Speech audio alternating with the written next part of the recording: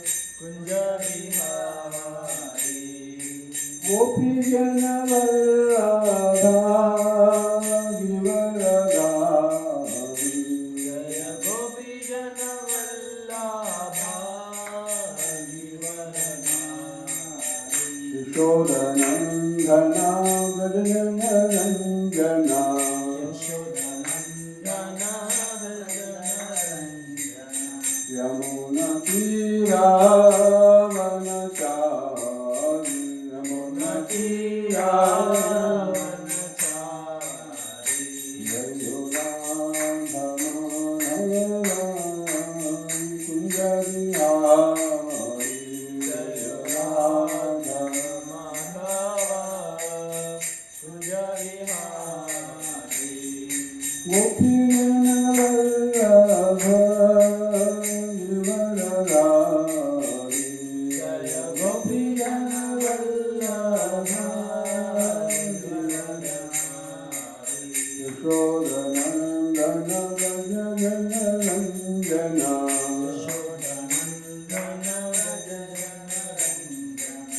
यमुनतीरावनचारि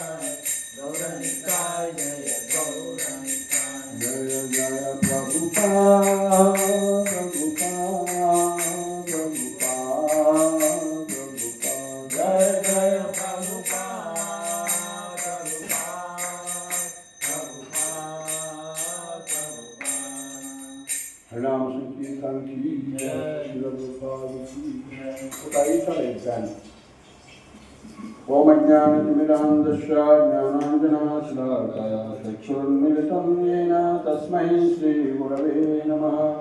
श्रीचैतन्यमनोभीष्टं स्थापितं येन भूतले स्वयं रूपा तदामृतं ददाति स्वदान्तिकं वन्देऽहं श्रीगुरुं श्रीतापदकमलं श्रीगुरुं वैष्णवांश श्रीरूपं सागरजातं सागररघुनाथान्वितं तं सजीवम् अद्वैतं सावधूतं कृष्णचैतन्यदेवं श्रीराधा कृष्णपादां सहगणललिता श्रीविशाखान्वितां च हे कृष्णा करुणा सिन्धो दीनबन्धो जगत्पते गोपेश गोपिका कान्त राधा कान्ता नमोऽस्तुते तप्तकाञ्चन गौराङ्गी राधे वृन्दावनेश्वरी वृषभानुसुते देवी नमामि हरिप्रिये नमो महावदन्याय कृष्णप्रेमाधायते कृष्णाय कृष्णचैतन्यनामिने गौरकृष्णे नमः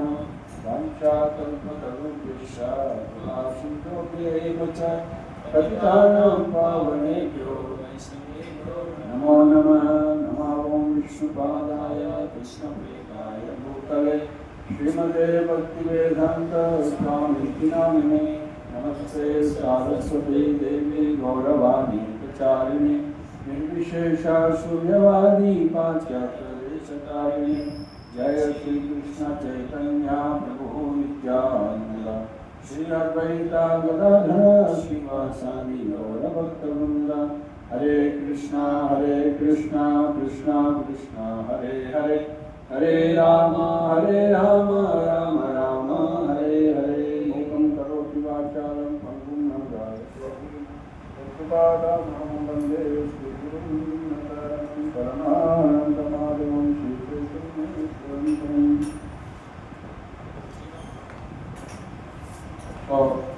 మనము ఇలా భక్తివేద ఠాకూర్ భగవద్గీ సందర్భంగా నిన్న భక్తివేద ఠాకూర్ ప్రవచనం ఆయన యొక్క దీనిని విన్నాము. సో పంచమహా ఆచార్యులు అనేటువంటి గ్రంథం నుంచి మనం చదువుతున్నాము.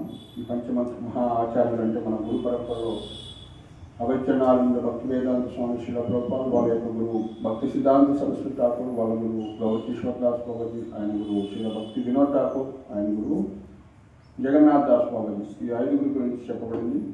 సో ముఖ్యంగా భక్తినాథ్ ఠాకూర్ ఆవిర్భావ తిథి గురించి సందర్భంగా మనం ఇది చెప్పుకుంటున్నాం అన్నమాట. నిన్న మొదటి భాగం చెప్పుకున్నాం, ఈరోజు సెకండ్ పార్ట్ చూద్దాము. సో ఒకసారి భక్తినాథ్ ఠాకూర్ యొక్క ప్రణామ మంత్రం చెప్పుకున్నాము.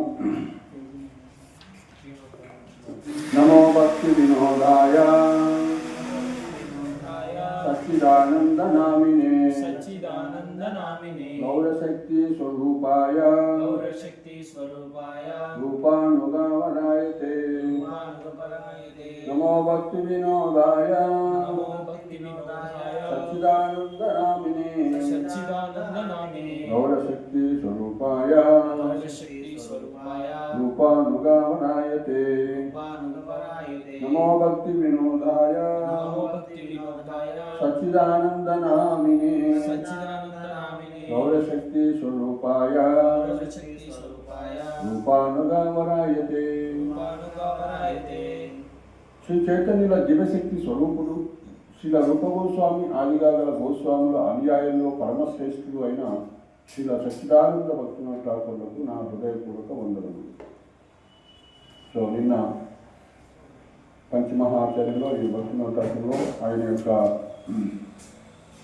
రెండో పార్ట్ అంటే కపట యోగికి దండన విధించడం జరిగింది. ఇప్పుడు 301 పేజీలో భాగవత సంపత్ స్థాపన భాగవత సంసత్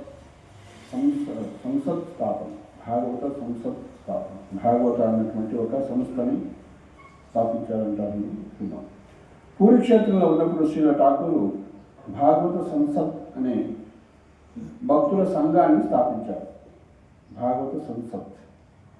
ఆ సంఘం వారు కృష్ణ కథను చర్చించడానికి తరచుగా జగన్నాథ వల్లభ ఉద్యానంలో కలుస్తూ ఉండేవారు. అదే స్థానంలో శ్రీ చైతన్యుల సమయంలో శ్రీల రామానందరాయలు భజన చేసేవారు.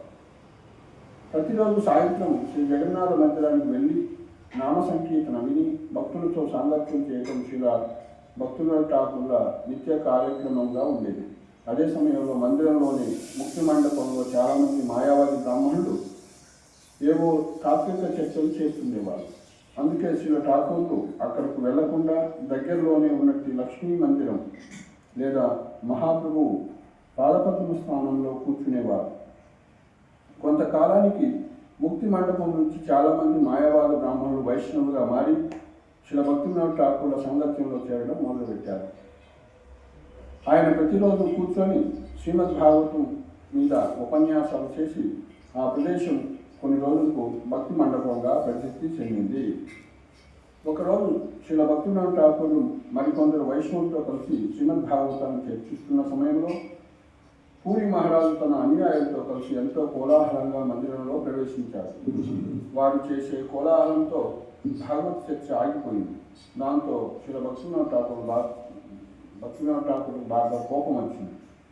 ఆయన ఎంతో కోపంతో దృఢంగా పలుకుతూ, నీవు ఏదో చిన్న రాజ్యానికి రాదు, కానీ పురుషోత్తముడైన జగన్నాథుడు రాజులకే రాదు. కాబట్టి ఆ దేవదేవుని మహిమను కీర్తించబడే ఈ భక్తి మండపంలో నువ్వు తప్పక అణిగిమణిగే ఉండాలి, గౌరవంగా ప్రవర్తించాలి అని అన్నాడు. అప్పుడు పూరి మహారాజు తాను చేసిన తప్పు తెలిసి వచ్చి వెంటనే శ్రీమద్ భాగవతానికి వైష్ణవులకు శాస్త్రాంగ ప్రణామాలు చేశారు.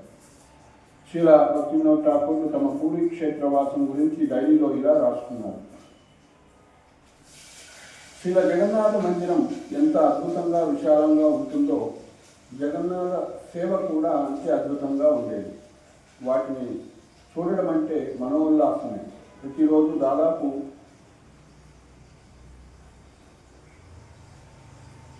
500-700 మంది తీర్థయాత్రికులు దర్శనం చేసుకునేవారు. 500-700 ఒకటి 5700 మంది ఏమో 5700 మంది దర్శిస్తున్నారు. సంధ్యాహారతి చూడటం నిజంగా ఆనందమే. యావత్ దేశం నుండి ఎంతోమంది తీర్థయాత్రికులు రావడం చూస్తే ముచ్చటగా ఉండేది. డోలయాత్ర, రథయాత్ర వంటి ఎన్నో ఉత్సవాలకు నేను పోలీసు బలగంతో ఏర్పాట్లు చేసేవాడిని. ఆ విషయాలన్నీ రాయటం చాలా కష్టం. అందరూ వచ్చి ఎన్నో ఫిర్యాదులు నాకు చేస్తుండేవారు. వారందరికీ దర్శనం కలిగించేటట్టు చూడటం, ప్రసాదం అందేటట్టు చూడటం నా కర్తవ్యం. ఉత్సవాలను చూస్తూ భక్తి జ్ఞానాన్ని సంపాదిస్తూ నేను పూరిలో ఆనందంగా కాలం గడిపేశాను. పురుషోత్తమ క్షేత్రం సాక్షాత్తుగా వైకుంఠధామమే, ఇందులో సందేహం అనేది లేదు.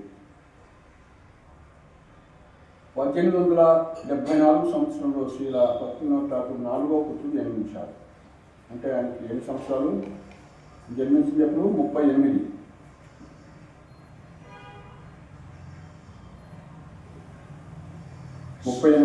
సెప్టెంబర్ 2 అన్నమాట. సో నిన్న సెప్టెంబర్ 2 మొన్న అయిపోయింది కదా. సో 38 అంటే ఎంత అప్పుడు 74, 48, 58, 68, 36 సంవత్సరాలు. 1874 సంవత్సరంలో అంటే 36 సంవత్సరాల వయసులో శ్రీల ఠాకూర్లకు 4వ పుత్రుడు జన్మించాడు. అతనికి విమలా ప్రసాద్ అని పేరు పెట్టారు. 4వ పుత్రుడు. ఆ పిల్లవాడికి జగన్నాథ ప్రసాదంతోనే అన్నప్రసాదం చేశారు.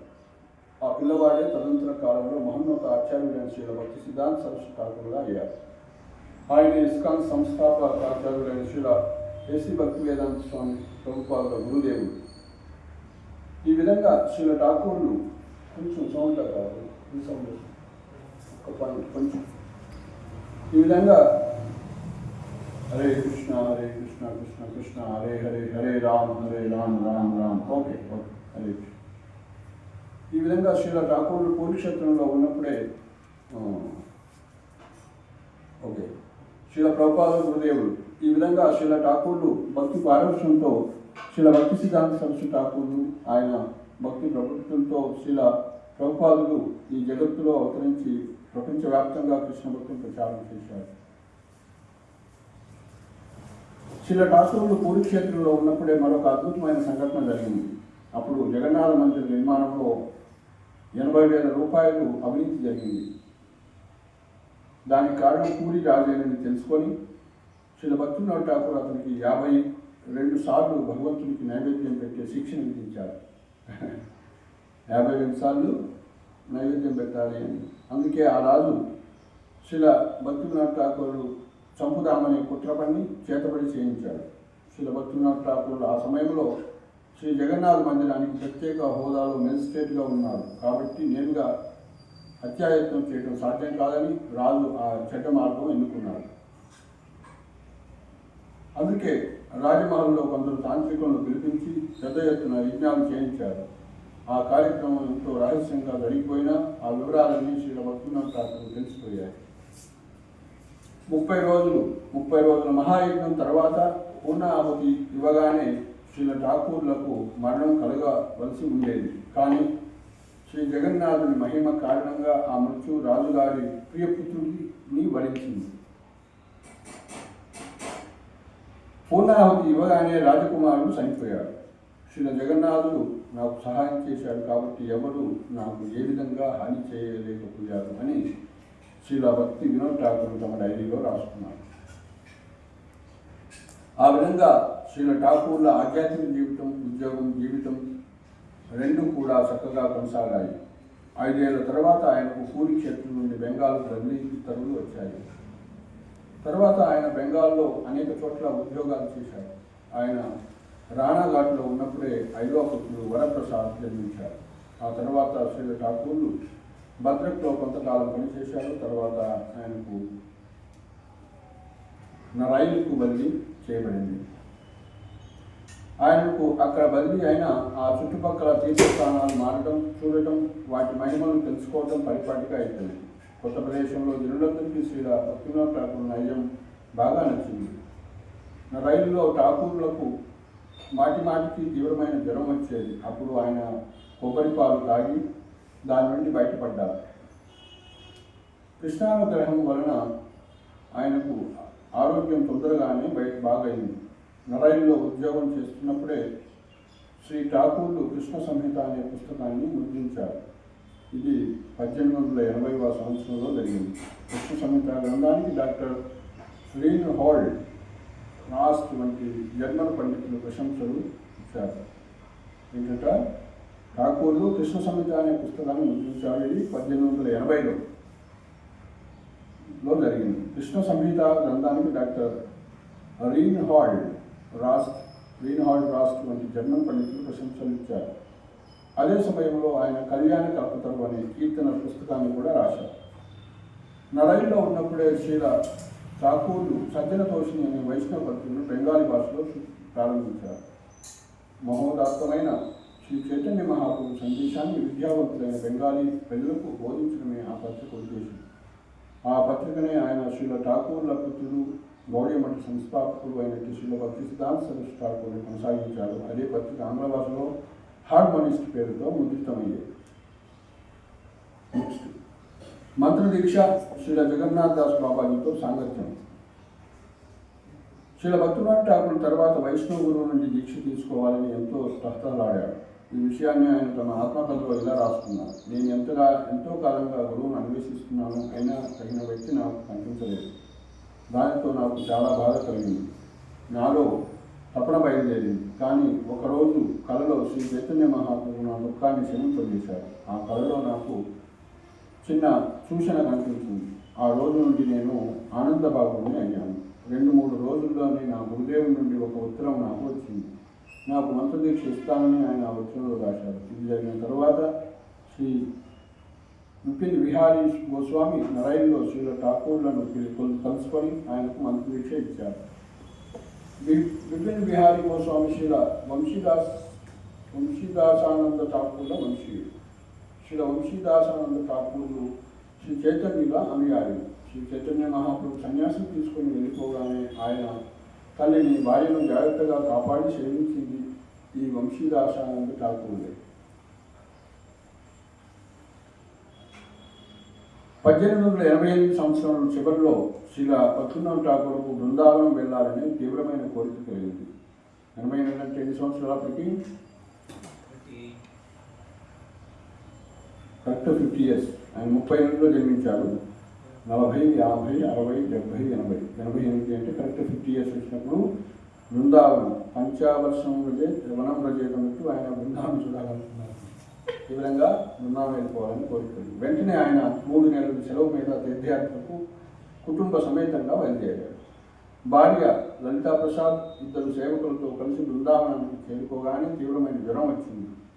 బృందావన ధామంలో ఉన్నంత వరకు ఆ జ్వర బాధ నుండి తనకు విముక్తి కలిగించమని, ఆ జ్వరాన్ని కావాలంటే తాను తర్వాత అనుభవిస్తానని ఆయన భగవంతుని ప్రార్థించాడు. దానితో జ్వరం పూర్తిగా తగ్గిపోయింది.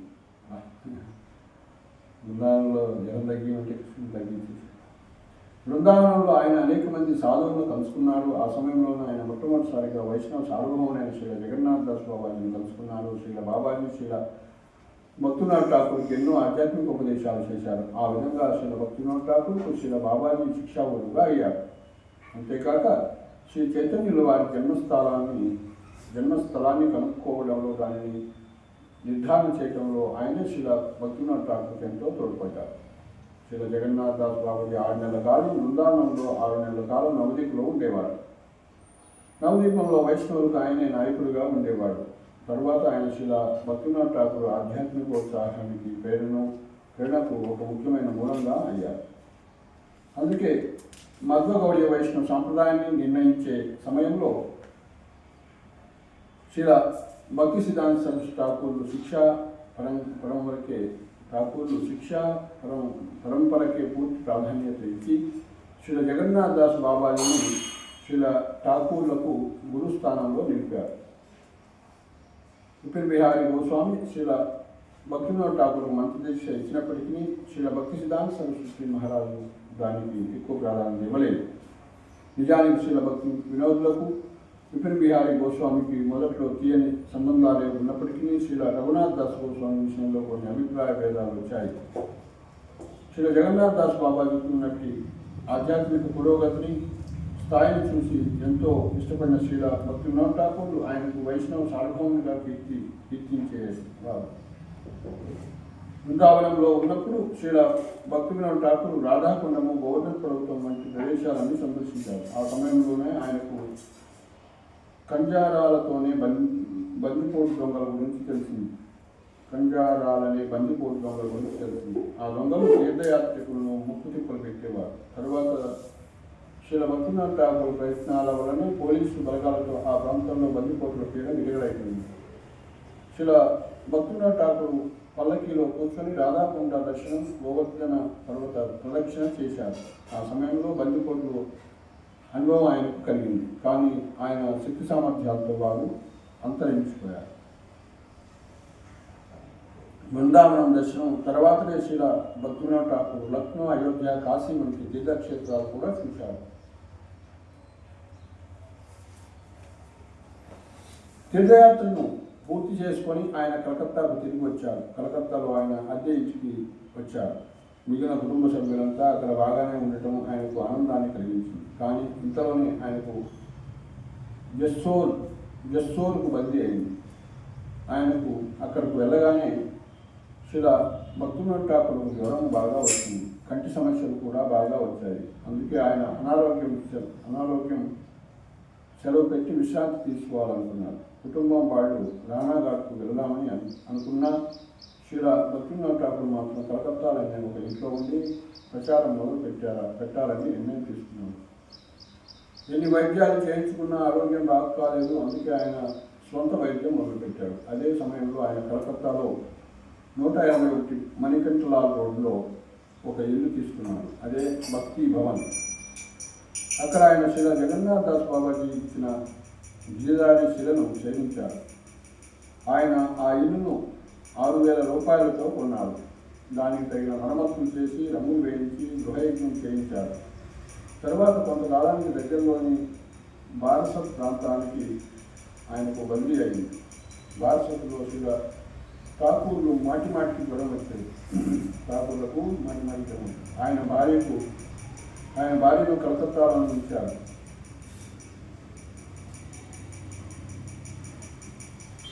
అయినా శ్రీల భక్తినాథ్ ఠాకూర్లు ఎంతో సమర్థవంతంగా తమ ఆధ్యాత్మిక కార్యక్రమాలను, ఉద్యోగ కార్యక్రమాలను నిర్వహిస్తూ అందరి మెప్పు పొందేవారు. ఆ సమయంలో కొందరు ఆయనకు కష్టాలు కలిగించే ప్రయత్నాలు చేశారు. అందుకే శ్రీల భక్తినాథ్ ఠాకూర్కు ఆ ప్రదేశం ఎక్కువగా నచ్చలేదు.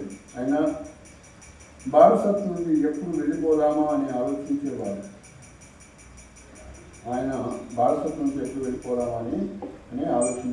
అక్కడ ఉన్న కొందరు జగడాల మారులు ఆయనకు కలత కలిగించేవారు. శ్రీల భక్తినాథ్ ఠాకూర్ బారసత్లో ఉన్నప్పుడే బకించంద్ర చటర్జీ అనే ప్రముఖ నవలాకారునితో పరిచయం ఏర్పడింది. శ్రీల భక్తినాథ్ ఠాకూర్లు మహాపండితులని తెలుసుకున్న బకించంద్ర చటర్జీ తాను రాసిన కృష్ణ చరిత్రమనే గ్రంథాన్ని సమీక్షించమని అర్థించాడు. శ్రీల భక్తినాథ్ ఠాకూర్ ఆ గ్రంథాన్ని వైష్ణవ సిద్ధాంత దృష్టితో సమీక్షించి చిన్న మార్పును ప్రతిపాదించాడు. ఆయన చేసిన శాస్త్రీయమైన మార్పులను భగించుకుని పూర్తిగా అంగీకరించి తన గ్రంథంలో చేర్చాడు. తరువాత శ్రీల భక్తినాథ్ ఠాకూర్లు ముద్రించిన శ్రీల విశ్వనాథ్ చక్రవర్తి ఠాకూర్ల గీత వ్యాఖ్యానానికి బకించంద్ర చటర్జీ ముందు మాట రాసి ఆయన పట్ల తన గౌరవాన్ని చాటుకున్నాడు. తర్వాత శ్రీల ఠాకూర్లకు బారసాత్ నుండి శ్రీరాంపూర్కు బదిలీ అయింది. తదనంతర కాలంలో శ్రీల ఠాకూర్లు అనేకమైన గ్రంథాలను రచించారు. సజ్జనతోషిని పత్రికను నిరంతరము ముద్రించే ఏర్పాటు చేశారు. శ్రీరాంపూర్లో ఉన్నప్పుడే శ్రీల ఠాకూర్ల తల్లి మరణించింది. అప్పుడు ఆయన ఆఫీస్కు సెలవు తీసుకొని గైకు వెళ్ళి పిండ ప్రదానాలు చేశారు.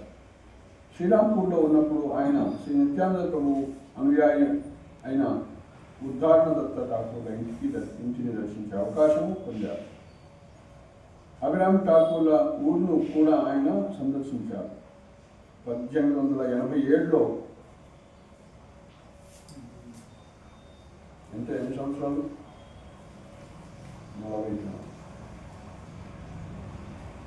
49 సంవత్సరాలు. 1887వ సంవత్సరంలో శ్రీల ఠాకూర్లు చైతన్య ఉపనిషత్ను అన్వేషించడానికి బెంగాల్ మొత్తం తిరిగారు. అది అధర్మ వేదంలోని భాగం. చైతన్య ఉపనిషత్తు ఉందండి. ఆయన చేస్తున్న తీవ్ర ప్రయత్నం గురించి మధుసూదనదాసు అనే వైష్ణవ భక్తులకు తెలిసాయి. వెంటనే ఆయన తన దగ్గర ఉన్నటువంటి పురాతన అధర్వ వేద ప్రతిని శ్రీల భక్తినాథ్ ఠాకూర్ సమర్పించారు. శ్రీల భక్తినాథ్ ఠాకూర్ సాధించిన ఈ ఘన విజయం గురించి వైష్ణవులందరికీ తెలిసింది. చైతన్య ఉపనిషత్తుకు సంస్కృత వ్యాఖ్యానం రాయమని అందరూ ఆయనను అర్థించారు. దాని ఫలితంగానే శ్రీ చైతన్య చరితామృతం అనే గ్రంథం తయారైంది. బాబా చైతన్య ఉపనిషత్తు అనేది చైతన్య చరితామృతంగా మారింది అంటే ఆ సమయంలోనే శ్రీల భక్తినాథ్ ఠాకూర్ భక్తి వినోద అనే బిరుదును కూడా ఇవ్వటం జరిగింది. భక్తి వినోద అనే బిరుదును కూడా ఆయనకి ఇవ్వటం జరిగింది. శ్రీపాద ఆచార్యకు అనే ఆయన శ్రీల ఠాకూర్లకు సంస్కృతంలో ఒక లేఖ రాస్తూ ఆయనకు భక్తి వినోదాన్ని బిరుదును ప్రసాదించినట్లు తెలియజేశాడు. శ్రీపాద ఆచార్యకు అనే ఆయన శ్రీల భక్తి వినోద్ ఠాకూర్ సంస్కృతంలో ఒక లేఖ రాస్తూ ఆయనకు భక్తి వినోద అనే బిరుదును ప్రసాదించినట్లు తెలియజేశారు. భక్తి వినోద అంటే భక్తియుక్త సేవలో ఆనందించేవాడని అర్థం. భక్తి వినోద, భక్తిలో వినోదాన్ని పొందేవాడు, ఆనందాన్ని పొందేవాడని అర్థం. పూర్వము ఆయనకు సచ్చిదానంద అనే బిరుదు సచ్చిదానంద ప్రేమాలంకారం అనే గ్రంథ రచన తర్వాత ఇవ్వటం జరిగింది. సచ్చిదానంద ప్రేమ అలంకారము అనే గ్రంథాన్ని రచించినప్పుడు ఆయనకి సచ్చిదానంద అనే బిరుదు ఇవ్వడం జరిగింది. ఇప్పుడు ఈ రెండు బిరుదులు కలిపి పూర్తిగా సచ్చిదానంద శ్రీల భక్తి వినోద్ ఠాకూర్ అనే పేరు వచ్చింది. చెప్పండి. నమో భక్తి వినోదాయ సచ్చిదానంద నామినే గౌరశక్తి స్వరూపాయ రూపానుగావరాయతే.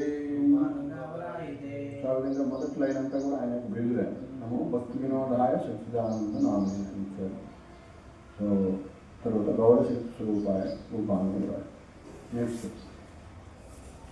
సో మనకి ఇంకా ఎన్ని ఘట్టాలు ఉన్నాయి? చైతన్య మహాప్రభు యొక్క బర్త్ ప్లేస్ నిర్ధారణ చేయటం, నామ సంకీర్తన ప్రచారం చేయటం, ఉద్యోగం విరమణ, ప్రచార ఉద్ధృతి.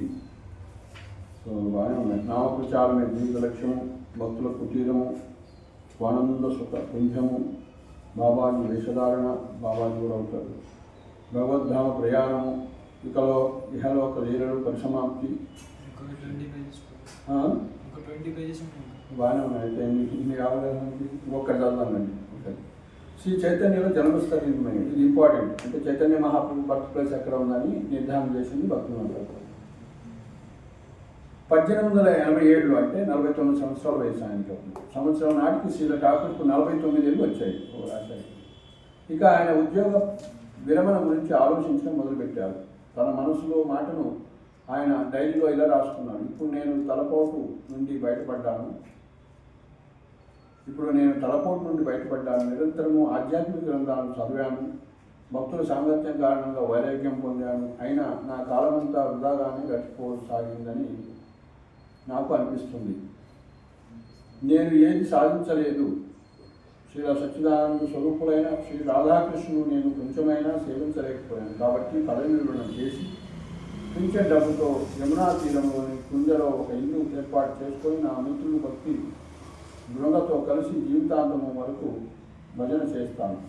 తన మనసులో మాటను ఆయన భక్తి బృందతో కూడా చర్చించాడు. ఆ సమయంలోనే భక్తినాథ్ ఠాకూరు ఆమ్నాయ సూత్రాలను వ్యాఖ్యానిస్తున్నాడు. అప్పుడు ఆయన ఉద్యోగం పని మీద తారకేశ్వర్కు వెళ్ళవలసి వచ్చింది. భక్తి బృంద కలకత్తాకు వెళ్ళాడు. తారకేశ్వర్లో శ్రీ భక్తినాథ్ ఠాకూరు రాత్రిపూట నిద్రపోయినప్పుడు కలలో శ్రీ చైతన్య మహాప్రభు దర్శనమిచ్చాడు.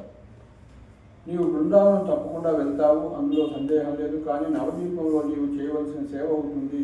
అదేంటంటే దాన్ని ఎప్పుడు చేస్తావు అని మహాప్రభు కలలో అడుగుతున్నట్టు అనిపించింది. తారకేశ్వర్ నుండి తిరిగి రాగానే భక్తులు తమ మిత్రులతో సంప్రదించి నవదీప ధామానికి బదిలీ చేయించుకునే ప్రయత్నం చేశారు. కానీ బదిలీ విన్నపము అధికారులు తోసిపుచ్చారు. దాంతో ఠాకూర్లకు చింత కలిగింది. అయినా భగవంతుని ఏర్పాటు వలన కొంతకాలానికి కృష్ణశేఖర్ నాగర్కు ఉద్యోగం బదిలైంది. అప్పుడు ఆయన ఆనందానికి అవధులు లేకుండా మారిపోయాడు. కానీ ఆ ఆనందము ఎక్కువ కాలం నిలవలేదు. వెంటనే ఆయనకు తీవ్రమైన జ్వరం వచ్చింది. అది ఎంతకు తగ్గలేదు. బదిలీ అర్జీని వెనక్కి తీసుకొని బదిలీ అర్జీని వెనక్కి తీసుకోమని శ్రీరాంపూర్లోని ఉండిపోమని ప్రభుత్వ అధికారులు కోరారు. బతికినా బతకపోయినా కృష్ణాగర్కే వెళ్తారని శ్రీ ఠాకూర్లు నిర్ణయించుకున్నారు. తర్వాత ఆయన అనారోగ్య సెలవు మీద నవద్వీపానికి వెళ్ళిపోయారు. జ్వరంలోనే ఆయన భార్య బంధువులతో కలిసి అక్కడికి వెళ్ళారు. నవద్వీపానికి వెళ్తున్నాననే ఆనందంతో ఆయనకు దేహ కష్టం ఇంకా ఎక్కువ చింతన కలిగించలేదు. కృష్ణానగర్కు వెళ్ళి ఆయన ఉద్యోగంలో చేరి ఏవో కొన్ని పనులు మొదలుపెట్టినా అతి కొద్ది సమయంలోనే పూర్తిగా అనారోగ్యం చేసింది. సరిగ్గా మందులు, ఆహారం, విశ్రాంతి తీసుకోకపోతే బతకటం కష్టమని డాక్టర్లు నిర్మోహమాటంగా చెప్పారు. కృష్ణానగర్ చేరుకున్న శ్రీల భక్తినాథ్ ఠాకూర్లు మొట్టమొదటిసారిగా భార్యతో కలిసి క్రిస్మస్ సెలవుల్లో నవద్వీపానికి రైల్లో వెళ్ళారు. నవద్వీపానికి చేరుకొని చుట్టూ పరికించి చూడగానే ఆయనకు రోమాంచితమైంది. రాణి ధర్మశాలకు వెళుతూ ఆయన శ్రీ చైతన్య మహాప్రభువుకు రాజభోగం వండించే ఏర్పాటు చేశారు. తర్వాత శ్రీ మహాప్రభువు ఆరగించిన నైవేద్యాన్ని మహాప్రసాద రూపంలో తిన్నారు. తన జన్మలో అటువంటి కమ్మని భోజనం ఇంతవరకు చేయలేదని ఆయనకి అనిపించింది. తర్వాత త్వరలోనే ఆయన ఆరోగ్యం పూర్తిగా మెరుగైంది. అప్పటి నుండి ఆయన ప్రతి శనివారం కృష్ణానగర్ నుండి నవద్వీపానికి వచ్చి శ్రీ చైతన్యుల జన్మస్థలి గురించి అన్వేషణ చేయడం మొదలుపెట్టారు. నిజానికి నవద్వీప వాసులకు పవిత్ర స్థలాల గురించి జ్ఞానం లేదు. వాటిని తెలుసుకోవాలనే ఉత్సాహం కూడా లేదు. ఎవరిని అడిగినా జన్మస్థలి గురించి సరైన సమాధానం ఇవ్వలేకపోయారు. ఒక శనివారం శ్రీల ఠాకూర్లు రాణి ధర్మశాల మేడ మీద కూర్చొని ఉన్నారు. ఆయన పక్కనే మూడవ కుమారుడు కమలప్రసాద్, ఒక మిత్రుడు ఉన్నారు. అది రాత్రి 10 గంటల సమయం. చుట్టూ చిన్న చీకటిగా ఉంది. ఆకాశం పూర్తిగా మేఘాలతో నిండి ఉంది. హఠాత్తుగా శ్రీల భక్తినాథ్ ఠాకూర్కు గంగకు ఆవల ఉత్తర దిశగా కాంతులేదుతున్న ఒక యువత మందిరం కనిపించింది. ఆయన వెంటనే దాని గురించి తన కుమారుడిని అడిగారు. అతనికి కూడా అది కనిపించింది. కానీ మిత్రుడికి అది కనిపించలేదు.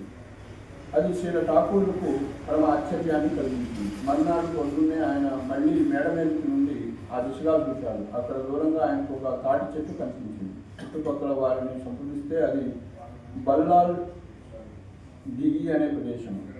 అది లక్ష్మణ్ సేన్ రాజకోట దగ్గరలో ఉంటుందని అర్థమైంది. ఆ తర్వాత శనివారము శ్రీల ఠాకూర్లు ప్రత్యేకంగా బల్లాల్ దిగి ప్రదేశానికి వెళ్ళారు. ఆ రోజు రాత్రి కూడా ఆయనకు అదే అద్భుతమైన మందిర దృశ్యం కనిపించింది. ఆ రోజంతా ఆయన అక్కడే తిరుగుతూ ఉండిపోయారు. నిజానికి అదే శ్రీ చైతన్యుల జన్మస్థానం అని చాలామంది స్థానికులు అన్నారు. తమ మాట సత్యమని చెప్పడానికి వారు ఆ ప్రదేశంలో విస్తారంగా పెరుగుతున్న తులసి మొక్కలను చూపించారు. శ్రీల భక్తివినోద్ ఠాకూర్లకు అదే సత్యమని అనిపించింది. ఇక దాన్ని శాస్త్రరీత్యా నిర్ధారణ చేయాల్సి ఉంది. శాస్త్రరీత్యా నిరూపణ చేసుకోవాలి. శాస్త్రరీత్యా శ్రీ చైతన్యుల స్థలాన్ని నిరూపణ చేయడానికి శ్రీల ఠాకూర్లు చైతన్య భాగవతము, చైతన్య రత్నాకరము, నరహరి సర్కార్ ఠాకూర్ల రచన అయిన నవద్వీప పరిక్రమ పద్ధతి అనే గ్రంథాలను, వాటితో పాటు పురాతన ప్రభుత్వ నక్షాలను క్షుణ్ణంగా పరిశీలించారు. ముఖ్యంగా గంగ గోవింద్ సింగ్ కాలం నాటి పురాతన భూమి నక్షా ఈ విషయంలో చాలా పనికొచ్చింది. ఆ నక్షాలో శ్రీ మాయపూర్ అనే పదము ప్రస్తుతం బల్లాల్ ఢిల్లీ అని పిలువబడుతున్న ప్రదేశాన్ని సూచించడం విశేషం. అంతేకాదు ప్రస్తుతం గంగానది పడమర తీరం వైపు ప్రస్తుతం నవద్వీపం అని పిలువబడుతున్న స్థానం 100 సంవత్సరాల కంటే తక్కువ కాలం నుండి ఆ విధంగా పిలువబడుతుందని తెలిసింది. తాము యుక్త వయసులో ఉన్నప్పుడు బల్లాల్ ఢిల్లీ ప్రదేశం నుండి ఈ నవద్వీపానికి వలస వచ్చామని కొందరు వృద్ధులు కూడా చెప్పారు. నవద్వీపం శ్రీ చైతన్యుల జన్మస్థలం అయ్యే అవకాశమే లేదు. ఎందుకంటే ఆయన గంగానదికి తూర్పు తీరం వైపు జన్మించారు. ముఖ్యంగా భక్తి రత్నాకరంలోని ఒక విశేషమైన శ్లోకం ఇలా చెప్పింది: నవద్వీప మధ్యే మాయాపూర నామీ స్థాన మదాయి జన్మిలే గౌరచంద్ర భగవాన. నవద్వీప్ మధ్యలో మాయాపూర్ అనే స్థానం ఉన్నది. ఆ స్థానంలోని భగవంతుడైన శ్రీ గౌరచంద్రుడు ఆవిర్భవించాడు. ఈ రకంగా అద్భుతమైన జన్మస్థల అన్వేషణ కార్యక్రమం 1888 అంటే 50 సంవత్సరాల వయసులో మొదట్లో ప్రారంభమై చివరకు గౌడీయ వైష్ణవ సాంప్రదాయంలో చారిత్రక ఘట్టంగా మిగిలిపోయింది. ఎన్నో తరాలుగా మరుగున పడిపోయిన శ్రీ చైతన్య జన్మస్థలం ఈ రకంగా శ్రీల భక్తివినోద్ ఠాకూర్ల కృషితో ప్రపంచానికి వెల్లడైంది. తన అన్వేషణకు పరిపూర్ణతను తెచ్చే యత్నంతో శ్రీల ఠాకూర్లు వైష్ణవ సార్వభౌముడైన శ్రీల జగన్నాథ్ దాస్ బాబాని ఆ ప్రదేశానికి ఆహ్వానించారు. 120 ఏళ్లకు పైబడిన ఆయనకు నడిచే ఓపిక లేదు, కంటి రెప్పలు ఎత్తి చూసేంత శక్తి కూడా లేదు. ఆయన శిష్యుడైన బిహారీ అనే వైష్ణవుడు ఒక బుట్టలో పెట్టి ఎత్తుకొని తీసుకొని వెళ్తుండేవాడు. ఆ సమయంలో బుట్టలో ప్రయాణిస్తున్న శ్రీల జగన్నాథ్ దాస్ బాబాతో పాటు అనేక మంది వైష్ణవులు అక్కడికి వచ్చారు. బల్లాల్ ఢిల్లీలో శ్రీ చైతన్యుల జన్మ స్థలానికి రాగానే బాబాజీ ఒక్కమారుగా ఎగిరి దుమికి ఎతో నిమాయి జన్మభూమి, ఇదే నిజంగా శ్రీ చైతన్య మహాప్రభు జన్మస్థానం అంటూ ఆనందంతో బోధించడము మొదలుపెట్టారు. ఈ విధంగా అదే శ్రీ చైతన్యుల జన్మస్థలమని గణన ప్రకారము, ఆధ్యాత్మిక దృష్టి ప్రకారము నిశ్చయం కాగానే అందరూ ఆనందించారు. శ్రీ చైతన్యుల జన్మస్థాన పరిశోధన పూర్తి కాగానే శ్రీల భక్తివినోద్ ఠాకూర్లు ఆ ప్రదేశంలో కొంతకాలం మహాప్రభువును అర్చించారు. అప్పుడు ఆయన పుత్రుల్లో ఒకరికి చర్మ వ్యాధితో బాధపడుతుంటే ఆ ప్రదేశంలో అతడు ఒక రాత్రి నిద్ర చేశారు. మన్నాడే అతడికి ఆ రోగం నయమైపోయింది. ఈ సంఘటన తర్వాత శ్రీల భక్తివినోద్ ఠాకూర్లు శ్రీల జగన్నాథ్ దాస్ బాబాజీ సేవార్థము కులియాలో ఒక వరండా నిర్మించారు. శ్రీ బాబాజీ దర్శనము వచ్చే వైష్ణవ సౌకర్యార్థము దానిని నిర్మించడం జరిగింది. కూర్చోండి. కృష్ణనగర్లో ఉన్నప్పుడు శ్రీల భక్తివినోద్ ఠాకూర్లు ఈ రకంగా అత్యంత ముఖ్యమైన కార్యాన్ని సాధించిన తర్వాత ఆయనకు తీవ్రమైన అనారోగ్యం వచ్చింది. టాన్సిల్స్తో విపరీతమైన కష్టం కలిగింది. అందుకే 2 నెలల సెలవు మీద ఆయన సురభికుంజం దగ్గర ఒక స్థలం కొని రచనా వ్యాసంగం కొనసాగించారు. తర్వాత ఆయన కుటుంబంతో పాటుగా తన ఊరుకు గుర్రం బగ్గి మీద వెళ్ళారు. గుర్రం బగ్గి అంటే బండి గుర్రం బండి మీద వెళ్ళారు. తర్వాత ఆయన ఒక ఇంగ్లీష్ అధికారి సహాయంతో కొత్త స్థలానికి బదిలీ చేయించుకునే ప్రయత్నం చేశారు. ఆరోగ్యం బాగు చేసుకోవాలన్నదే ఆయన ఆ ప్రయత్నంలో ముఖ్య కారణం. ఆ ప్రకారం ఆయన కృష్ణనగర్ నుండి నేత్రకోన, అక్కడ నుండి తంగైల్, అక్కడ నుండి గురుద్వాన్కు బదిలీ అయ్యారు.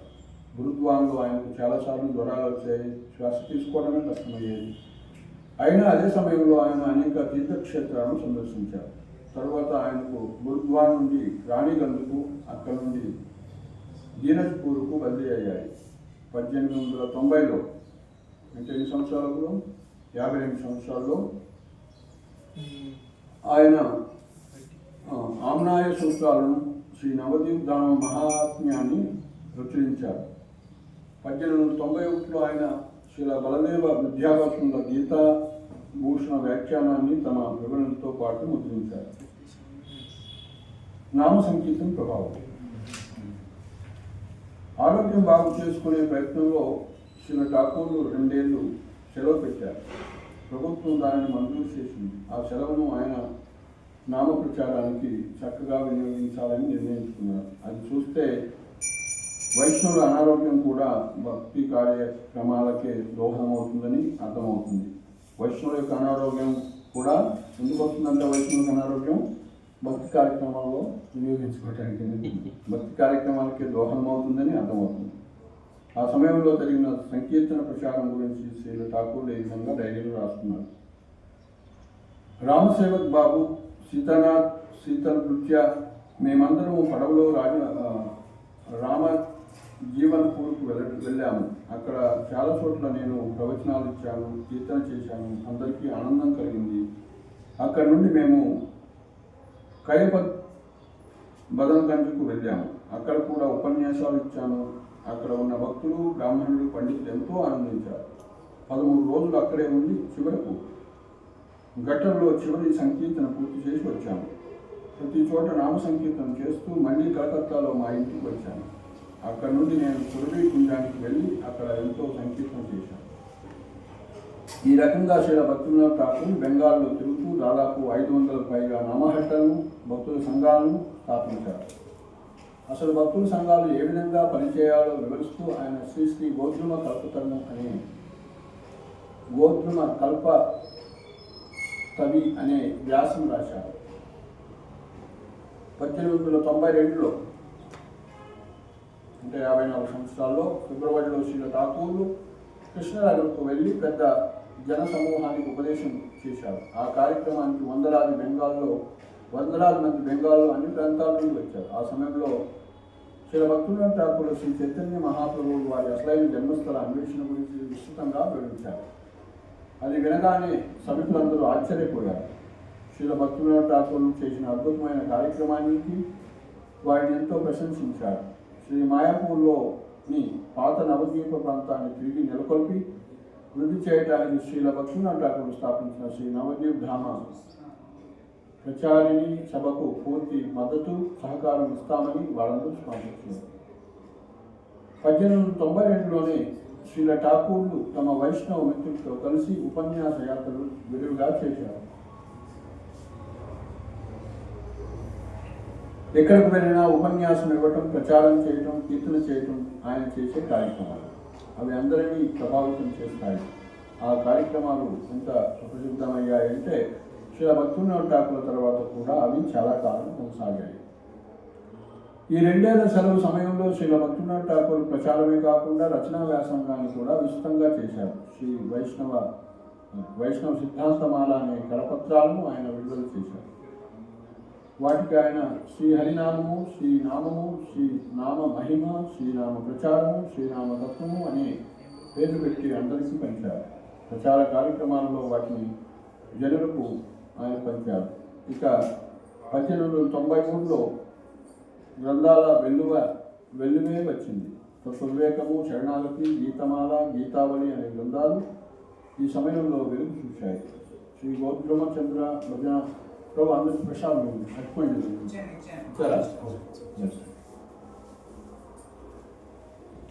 1893 అంటే ఎన్ని సంవత్సరాలకు?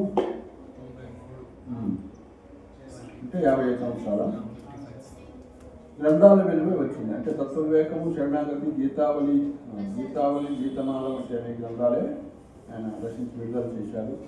శ్రీ గోద్రుమ చంద్ర భజనోపదేశము, ఇంకో 2 కీర్తనల పుస్తకాలు, నామభజన అనే ఇంగ్లీష్ పుస్తకము, జైవధర్మం అనే నవల అన్నీ ఒకసారిగా వచ్చేసారు, ఒక్కొక్కటిగా వచ్చేసారు. సో నామభజన అనేది ఇంగ్లీష్లో వచ్చింది, జైవధర్మం అనేది నవల కూడా వచ్చింది. ఎన్నెన్నో గ్రంథాలు, పుస్తకాలు, వ్యాసాలు రాయడం వైష్ణవులకు ఎంతో ఆనందాన్ని కలిగించింది.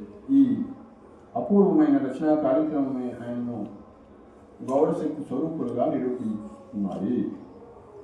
1893 సంవత్సరంలో విస్తృతంగా ప్రచారం సాగిస్తున్నప్పుడు శ్రీల భక్తివినోద్ ఠాకూర్, శ్రీల జగన్నాథ్ దాస్ బాబాకు సాంగత్యం లభించింది.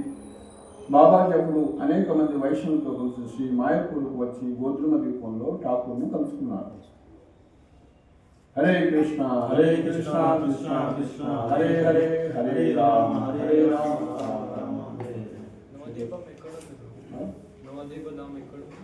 అయ్యో రామచంద్ర, నవద్వీపం అంటే మాయపూరే. అంటే నవద్వీపాలు అంటే 9 ఐలాండ్స్, చుట్టూ వాటర్ ఉంటాయి, మధ్యలో ల్యాండ్ ఉంటుంది, దాన్ని ద్వీపం అంటారు, ఐలాండ్ అంటారు. అట్లా 9 ఐలాండ్స్ ఉన్నాయి. ఇక్కడ ఈ యొక్క కలకత్తా నుంచి 120 కిలోమీటర్లు. ఆ 9 ఐలాండ్స్లో ఒక ఐలాండే మాయపూర్ అనే ద్వీపం. 9 ఐలాండ్స్ ఏంటి? సో మొదటి ద్వీపము సీమంత ద్వీపం, తర్వాత గోద్రుమ ద్వీపం, తర్వాత మధ్య ద్వీపం, తర్వాత కోల ద్వీపం, రితు ద్వీపం, తర్వాత జగ్ను ద్వీపము, తర్వాత జగ్ను ద్వీపము, తర్వాత రుద్ర ద్వీపం, తర్వాత అంతర్ద్వీపం. 9 ద్వీపాలు ఉంటాయి. ఈ అంతర్ద్వీపం అంటే మాయాపూర్ అన్నమాట. మాయాపూర్ ఇస్కాన్ ఎక్కడైతుందో అది మెయిన్ ల్యాండ్ అనేది. దాని అంతర్ద్వీపం అంటే మధ్యలో ఒక లోటస్ ఉంటుంది కదా, లోటస్ చుట్టూ పెటల్స్ ఉంటాయి కదా, అలా ఆ మాయాపూర్ అనేది లోటస్ మధ్యలో ఉంటుంది, పీఠం లాగా ఉంటుంది. దాని చుట్టూ 8 ఉంటాయి, మధ్యలో 8. అంతర్ద్వీపము, సీమంత ద్వీపము, గోద్రుమ ద్వీపము, మధ్య ద్వీపము, పోల ద్వీపము, రితు ద్వీపము, జగ్ను ద్వీపము, మోద్రుమ ద్వీపము, రుద్ర ద్వీపము, అంతర్ద్వీపము. మోద్రుమ, రుద్ర, అంతర్ద్వీపం. సో ఆ యొక్క గంగకి తూర్పున 4, పశ్చిమాన 5 ఉంటాయి, మొత్తం 9 ద్వీపాలు. సో దాన్ని నవద్వీపధామము అంటారు. నవద్వీపం అంటే ఎన్ని?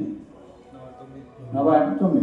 నవద్వీపం ఎక్కడ ఉంటుందంటే మాయపూర్ అంటే మెయిన్ మాయపూర్ అంటే సెంటర్ పాయింట్. సో మనం నవద్వీపం పోవాలంటే మన నదులు దాటి గంగా యమున దాటి పోవాలి. లేకుంటే రోడ్డు మార్గంలో వస్తే 120 కిలోమీటర్లు దూరం నుంచి ఒక చోట బ్రిడ్జ్ కట్టారు, అన్ని చోట్ల బ్రిడ్జ్ కట్టలేదు కదా. సో మనం రైల్లో పోతే ఇది తగ్గుతుంది, ఖర్చు కూడా తగ్గుతుందని రైలు బిజీ ఉంటుందని అందుబాటులో ఉందని ఎక్కువ మంది పడుతుంది, వెహికల్స్లో వెళ్తున్నాను హైవేలో. సో మన చైతన్య మహాప్రభు బర్త్ ప్లేస్ ఏదైతుందో అది నవద్వీప్ ధామంలో ఉంది. నవద్వీప్లో అనేటువంటి మాయాపూర్ ధామంలో ఉంది, మాయాపూర్ అనేటువంటి ధామం. సో మన ఇస్కాన్ నుంచి చైతన్య మహాప్రభు బర్త్ ప్లేస్ అనేది 1 కిలోమీటర్ కూడా ఉండదు, దగ్గరే, వాకబుల్ డిస్టెన్స్. ఇక్కడ నుంచి మన ఇంద్రనగర్ చౌరస్తా అంటాం. సో పర్ణశాల రామాలయం ఉంటుంది కూడా. So walkable distance. అక్కడ చైతన్య మహాప్రభు బర్త్ ప్లేస్ని యోగపీఠ అంటారు. యోగపీఠ అంటే మెయిన్ భగవంతుడు అవతరించినటువంటి ప్లేస్. సో అక్కడ భక్తివినోద్ ఠాకూర్ యొక్క సమాధి కూడా ఉంటుంది. సో ఎన్నో అద్భుతాలు జరిగాయని భక్తివినోద్ ఠాకూర్ చెప్తున్నారు. నెక్స్ట్ మనం కంటిన్యూ చేస్తాం.